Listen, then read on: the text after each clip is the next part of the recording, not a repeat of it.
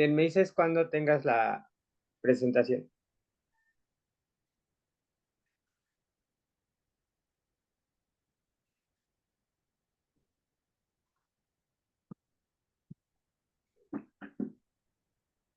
¿Ya tienes pantalla? Aún no.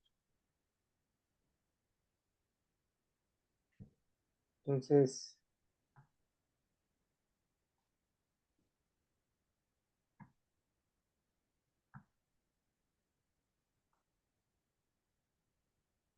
ahora sí me dices cuando tengas pantalla.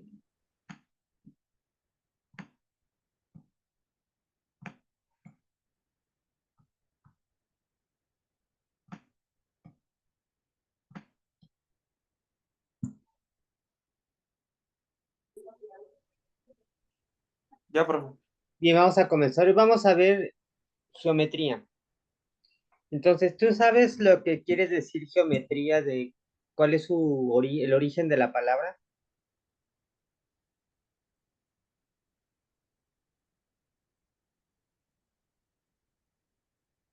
No. La palabra geometría viene del griego geo y metros. Geo quiere decir tierra y metros quiere decir medida.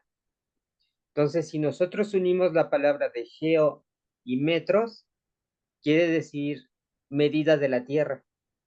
Bien, ¿por qué geometría quiere decir medida de la Tierra? Porque originalmente la geometría era una actividad aplicada a la medida de la Tierra, es decir, de los campos, de las casas, de las delimitaciones de terreno, de fronteras, de anchura de ríos, etcétera. Es decir, medías literalmente la Tierra. Ajá. Entonces, se le asoció la geometría con eso. Por ejemplo, para hacer una pirámide, pues tienes que medir dónde vas a poner esa pirámide, cuáles son los tamaños que debe de estar la pirámide, y todo eso se hace con cuestiones que tienen que ver con la tierra en la antigüedad. Ajá.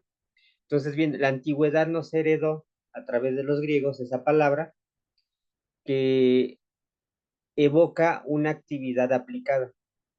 Con el tiempo, esta actividad aplicada dejó de ser tan aplicada y comenzó a volverse teórica. Es decir, conceptos lógicos entrelazados que eran viables, construyendo un mundo donde existe una lógica integrada y se pueden hacer ciertos razonamientos para generar ciertas verdades visuales además. O sea, ya no son verdades que tú que te quedes en la mente diciendo, por ejemplo, X implica Y, o conceptos abstractos, sobre todo en esa época que estaban de moda, de que, por ejemplo, el alma implica la vida. Ajá.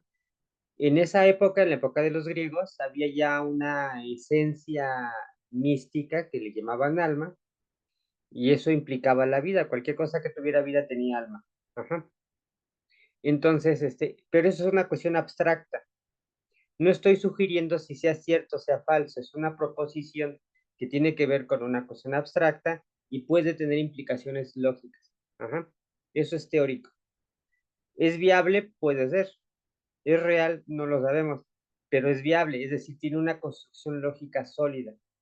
Entonces, la geometría, como te comenté hace rato, pasó de ser una actividad aplicable a ser una actividad lógica, viable, es decir, teórica, y comenzaron a generarse ciertas cuestiones, ciertas verdades, que luego volvieron a aterrizar en la realidad, es decir, en el mundo palpable, en la aplicabilidad. Ajá. Entonces, una nos llevó a otra. Con la geometría se da el primer brinco de práctica a teoría y el regreso de teoría a práctica. Una de estas primeras ideas es lo que llamamos como, por ejemplo, el espacio afín. Ajá. ¿Qué es el espacio afín? ¿Qué es lo que estamos aquí? El espacio afín es un espacio donde solamente voy a ver las propiedades de los objetos sin necesidad de medirlas. Ajá. Es decir, aquí la métrica es decir, la actividad de medir, no lo voy a tomar en cuenta, solamente propiedades de semejanza, propiedades de ángulos, de formas, de volúmenes, pero sin medida.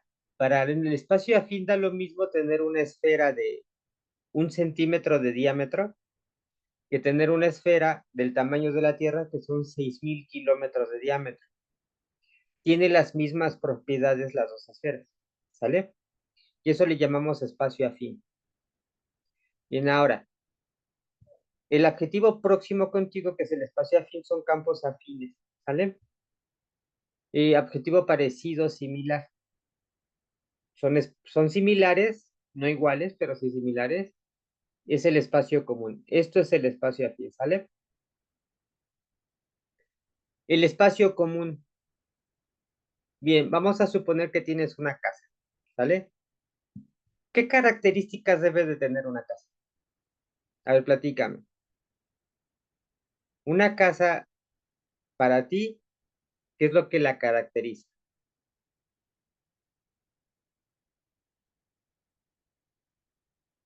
Pues por lo que conforma una casa en sí, o sea, como dormitorios, un baño, comedor, mesas, ventanas, o Ok, sea, me estás dando propiedades de una casa. ajá, Cuando tú me das propiedades de una casa, te puedes imaginar cualquier casa. Lo importante es que tenga un comedor, una sala, unos dormitorios, ¿sale? Eso lo caracteriza. En eso te enfocarías tu estudio si hablo del espacio común. Entonces, en la imagen da lo mismo tener esta casa de 2 pisos que esta otra casa de 2 pisos y un balcón, ¿sale? Da lo mismo, es la misma cosa, tiene las mismas propiedades y tú vas a basar en eso en tus propiedades. Por ejemplo, ¿qué es lo mismo una casa que un departamento en el espacio común? este, no creo, ¿Qué características me dices que tiene una casa? pues lo que conforma Baño. por dentro más que nada y el entorno afuera, Ah, ya me agregaste el entorno. Entonces, ajá, ya pero es una característica que no tiene que ver con una casa en específico, ¿sí lo ves? Sino con un entorno, una naturaleza. Entonces, clasificando esas propiedades y esas naturalezas es como vamos a nosotros a clasificar geometría. No voy a hablar de un triángulo en específico. Por ejemplo, un triángulo de 5 de lados, 5 de centímetros por lado, ajá, sino un triángulo de tales características, que la suma de los ángulos internos es igual a 180, ¿sale? Que la suma de dos lados sea mayor o igual a la suma del otro, ¿sale? Es decir, que respete propiedades. Ajá. Y eso es el que voy a llamar el espacio común.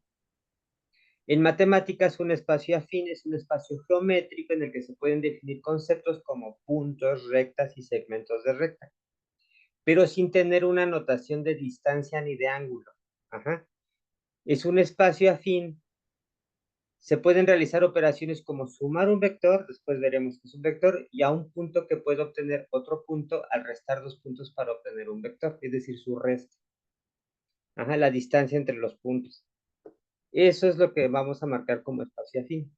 No vamos a tomar medidas, insisto. Las medidas son ángulos y distancias. Ajá. Normalmente un espacio afín consiste en un conjunto no vacío llamado espacio subyacente, junto con un conjunto de elementos medibles, es decir, cosas que sí se pueden medir. Los griegos tomaron como puntos de referencia o como elementos principales de medida la regla y el compás, ¿sale? Que cumplen ciertas propiedades. Aquí voy a hacer el paréntesis e indicar que para los griegos, cualquier cosa que, sobre todo después de Platón, Platón fue un filósofo griego que se dedicó mucho a las matemáticas, este, sobre todo para la matemática platónica, cualquier cosa que se escriba, que se pueda construir con regla y compás, tiene una naturaleza, aparte de ser construible físicamente, tenían propiedades divinas. Entonces relacionaban el cielo con la tierra a través de las matemáticas. Que bueno, esto fue evolucionando hasta nuestros días y ahorita relacionamos, y eso es justamente lo que es la física. Tratamos de relacionar lo abstracto, que para los griegos era el cielo, lo abstracto con lo práctico a través de las matemáticas. Estas propiedades incluyen la existencia de un punto especial llamado origen y la posibilidad de sumar ángulos y distancias para obtener otra distancia. ¿Sale?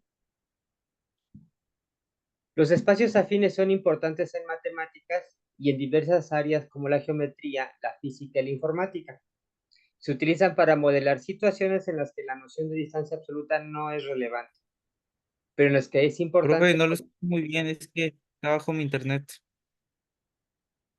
Ok, voy a repetir. ¿Ya me escuchas? Sí, sí, sí, mejor. Es que se me va el internet por ratitas. Ahorita me marcó que está muy inestable. Ok, voy a repetir esta último enunciado o del anterior.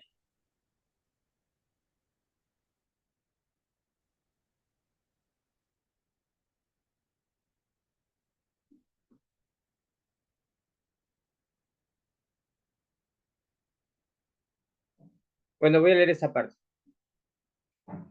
Los espacios afines son importantes en matemáticas y en diversas áreas como la geometría, la física y la informática, y se utiliza para modelar situaciones en las que la noción de distancia absoluta no es relevante, pero en las que es importante para describir relación entre puntos y medidas. Ajá.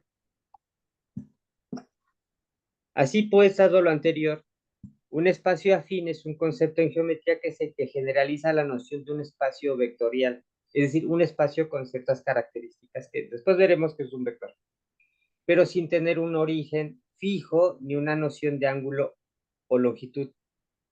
En un espacio afín se pueden realizar operaciones como sumar distancias o un punto para obtener otro punto, pero no se pueden medir distancias en ángulos directamente, ¿sale? Como en este ejemplo, esto es un espacio afín lo que estás viendo, que tienes 3 puntos A, B y C, y lo único que puedo decir es que la distancia, por ejemplo, de A a C es la A más B, la distancia AB, más la distancia BC. Eso es lo que estoy tratando de decir arriba, ¿sale? ¿Sí me sigues? Sí, profe. Bien. Un ejemplo común del espacio afín es el plano euclidiano. En este caso, el plano en sí mismo es el espacio afín. ¿Sí conoces el plano euclidiano? ¿Cómo? ¿Conoces el espacio euclidiano? No. El espacio euclidiano es considerado, por ejemplo, ¿has visto el plano de coordenadas cartesiano?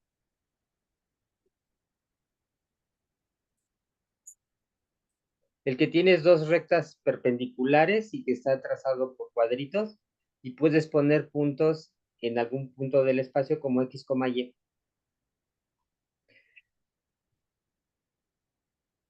Es un espacio plano. Bueno, en este espacio, el plano en sí mismo es el espacio afín. Y la distancia entre estos dos puntos son los desplazamientos entre los puntos. Por ejemplo, si tenemos dos puntos A y B en el plano, ¿estos? Ajá. Podemos considerar que la distancia AB, que se va de A a B, es decir, tienes una dirección. Ajá. Vas de A a B, de izquierda a derecha. Sumar a otra medida hasta el punto C, ajá, nos da un nuevo punto D, que es este, ¿vale? También en esa dirección. Sin embargo, en un espacio afín no podemos medir las longitudes de A a B directamente. Solo podemos decir que AB y BC son equivalentes, es decir, en términos de desplazamiento, porque los dos se desplazaron a la derecha. Es decir, no importa si tienes 5 más 3, es equivalente a decir 13 más 20. Sigue las mismas propiedades de suma, ¿sale? Al revés sería la recta, porque aquí tengo la propiedad de la dirección importa. No la distancia, la dirección. Entonces aquí sería restarle, pero estamos sumando, ¿vale? Bien, vamos a otro ejemplo. Vas de A a B. Están diciendo que estas dos distancias son equivalentes porque las dos crecen hacia la derecha. Y esto es lo que podemos decir en el espacio afín. Estamos viendo propiedades, no cantidades, ¿sale?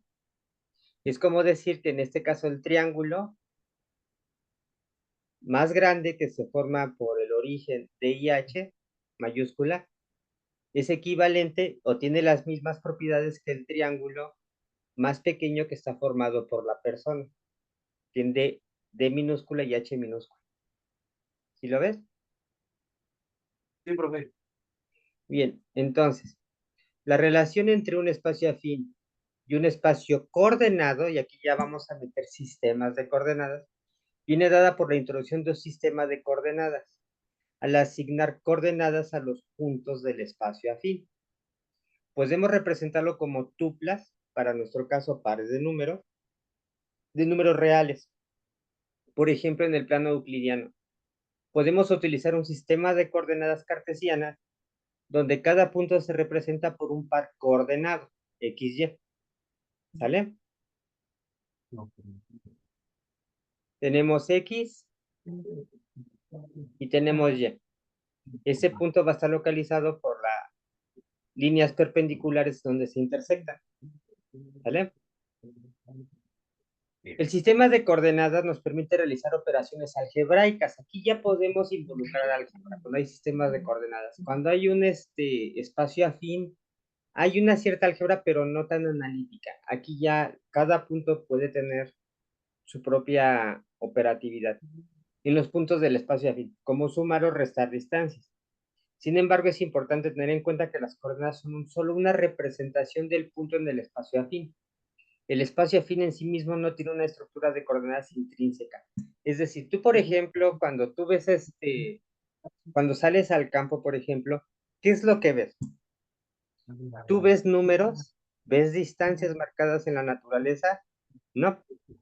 Tú ves un espacio en esa naturaleza que se da en sí mismo. Ese es el espacio afín. Cuando tú comienzas a marcar ese campo por líneas, por distancias, en metros, comienzas a cuadrarlo, entonces ya estás metiendo un sistema de coordenadas. Ajá, ¿sale?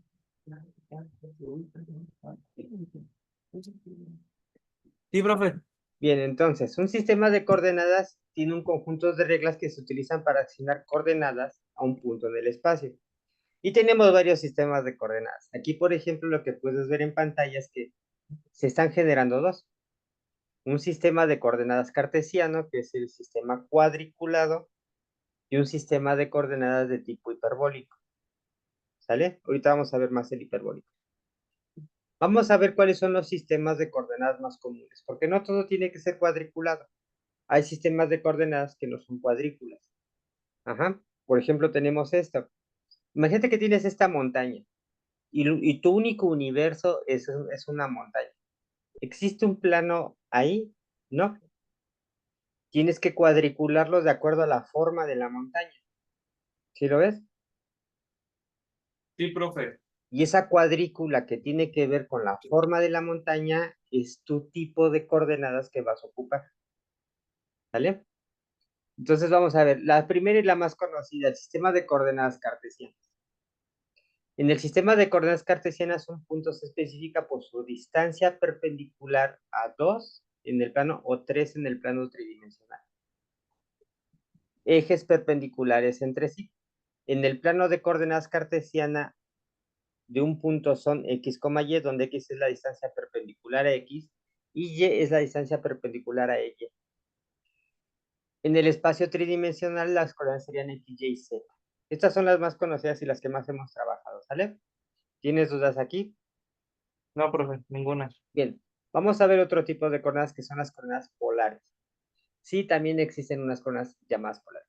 En el sistema de coordenadas polares, un sistema se especifica por su distancia desde un punto al centro fijo llamado polo, que es decir, el centro, y un ángulo desde una dirección fija llamada dirección inicial o dirección angular. Las coordenadas polares de un punto son r, teta, es decir, dime qué tan lejos está y a qué ángulo hacia arriba o hacia abajo está. Puedo decir 2 metros 15 grados, 100 metros, punto 45 grados. Donde r es la distancia desde el polo y teta es el ángulo respecto de la dirección inicial. ¿Sale? ¿Dónde ocupamos este sistema de coordenadas? Bueno, pues, ¿qué te suena esto? ¿No te parecen radares? En los radares se ocupan los sistemas polares, ajá, donde lo que importa es la distancia y el ángulo. Claro que yo voy a poner desde qué línea voy a medir el ángulo. Entonces ya puedo decir, un avión se acerca, está a 800 kilómetros a un ángulo de 35 grados norte o 45 grados este, ¿sale?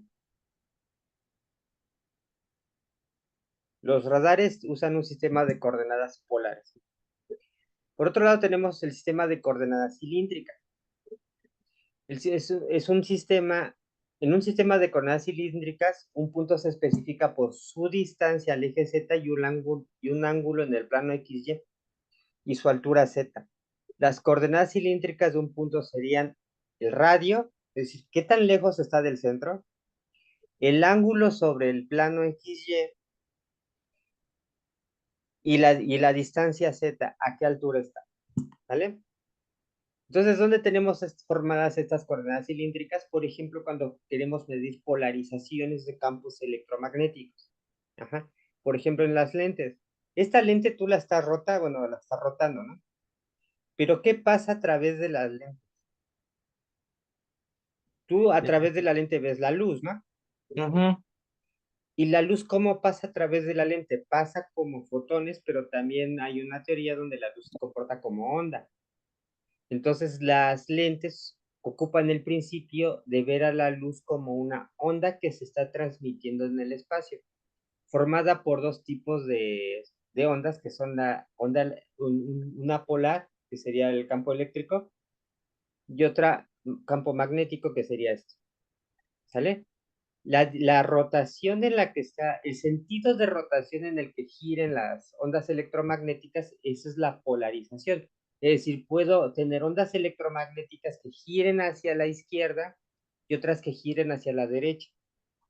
Entonces, tú cuando rotas una lente que se va a polarizar, que se va a oscurecer con determinada tipo de luz, lo que estamos deteniendo o dejando pasar son ondas que estén rotando en un sentido y cancelando otras que estén rotando en otro sentido, ¿sale?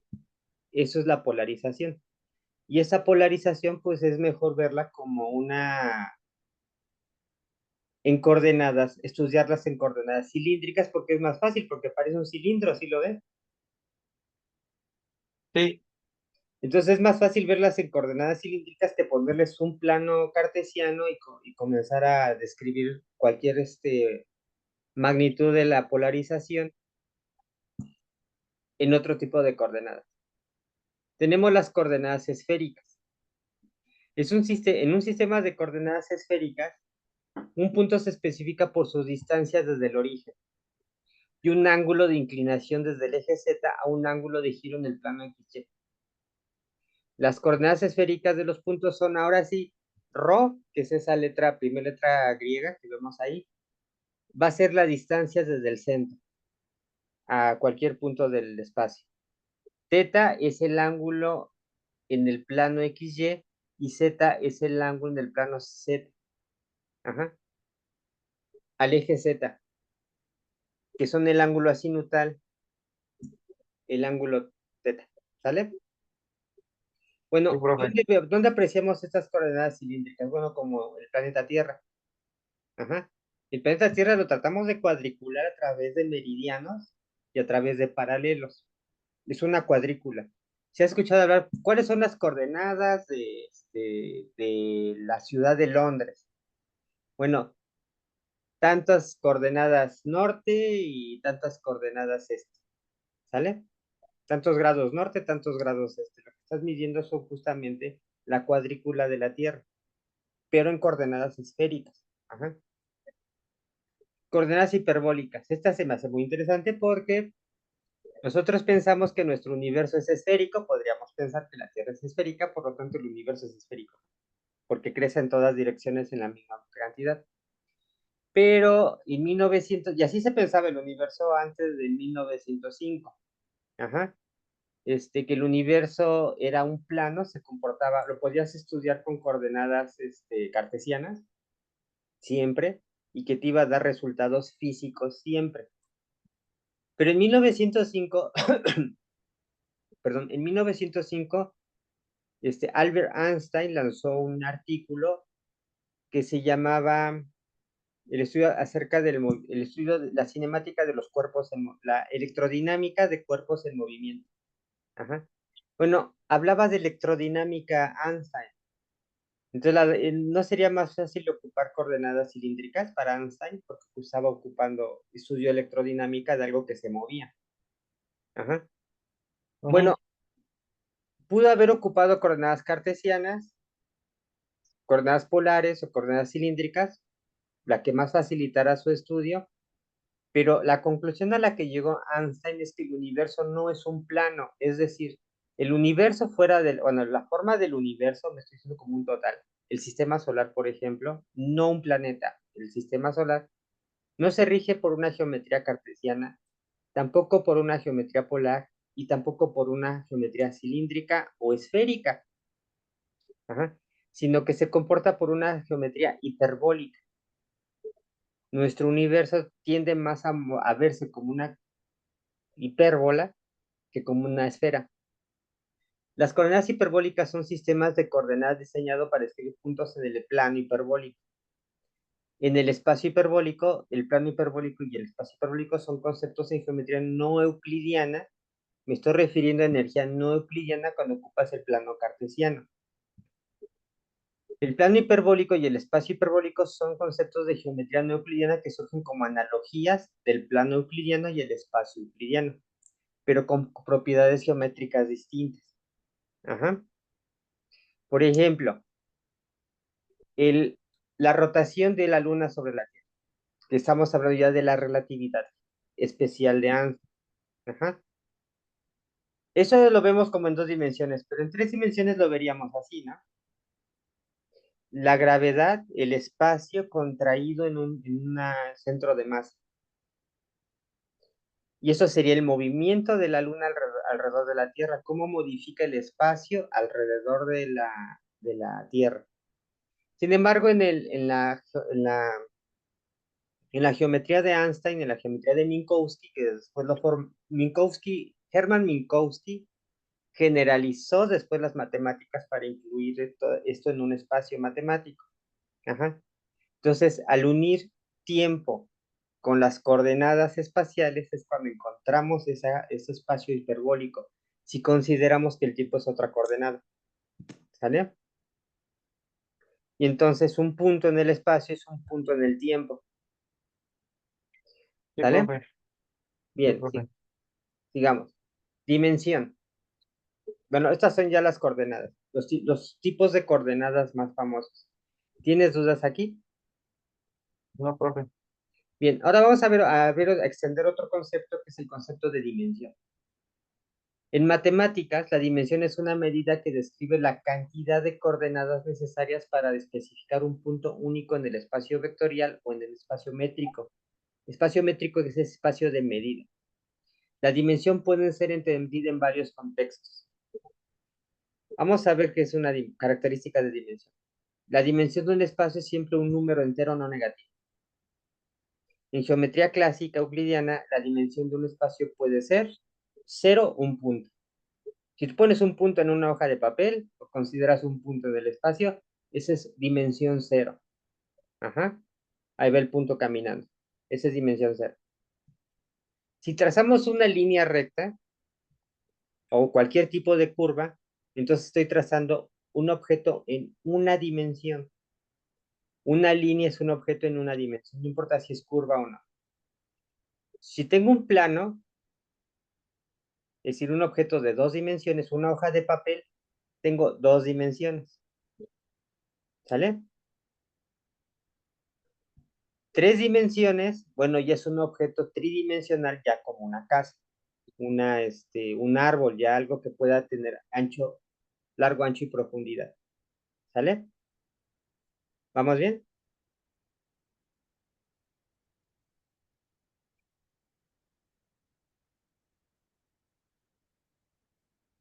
Sigamos. Dimensión fractal. Con esto terminamos. Hasta aquí hemos visto que las dimensiones pueden ser enteras, ¿no? Sí, profe. pero siempre son enteras. No, En geometría fractal los objetos pueden tener dimensión fraccionaria, lo que significa que su dimensión no es un número entero.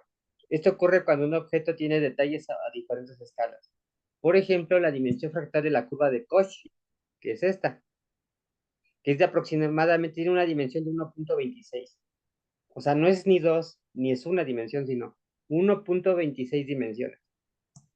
Este es el conjunto de Mandelbrot, ajá, que tiene una dimensión de 2.048. Y también tenemos la dimensión de la Tierra, que también es una dimensión fractal. Bien, ¿hasta aquí tienes preguntas o comentarios? no, profe, ninguna. Bien, entonces aquí le dejamos. Sí, Cualquier profe. comentario nos vemos en el WhatsApp. ¿Sale? Sí, sí, profe. Hasta Vale. luego. Hasta luego, bye. Sí, cuídense mucho.